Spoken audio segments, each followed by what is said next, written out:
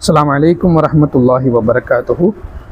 ஒரு தடவை ரசூலுல்லாஹி ஸல்லல்லாஹு அலைஹி வஸல்லம் அவர்களை ஒரு ஜனாசா கடந்து போகுது. இதை பார்த்த நாயகம் ஸல்லல்லாஹு அலைஹி வஸல்லம் அவங்க சொன்னாங்க, இவர் ஒன்று ஓய்வு பெறுகிறார் அல்லது ஓய்வு அளிக்கிறார் என்றார்கள். நாயகமே, ஓய்வு பெறுகிறார்னா என்ன, ஓய்வு அளிக்கிறார்னா என்ன என்று கேட்ட பொழுது, இந்த ஒரு மனிதன் மரணிக்கின்ற பொழுது அவர் நல்லடியாராக இருந்தால், ஒரு முஃமினான மனிதன் மரணிக்கின்ற பொழுது இந்த உலகத்தினுடைய தொந்தரவுகளிலிருந்து ஓய்வு பெற்று இறை அருளை நோக்கி செல்கிறார்.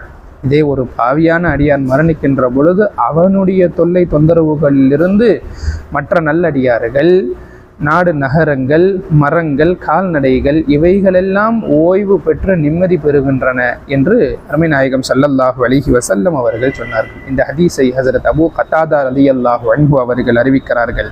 இந்த ஹதீஸ் புகாரியில் இடம்பெற்றுள்ளது. அஸ்ஸலாமு அலைக்கும் வரஹ்மத்துல்லாஹி வபரகாத்துஹு.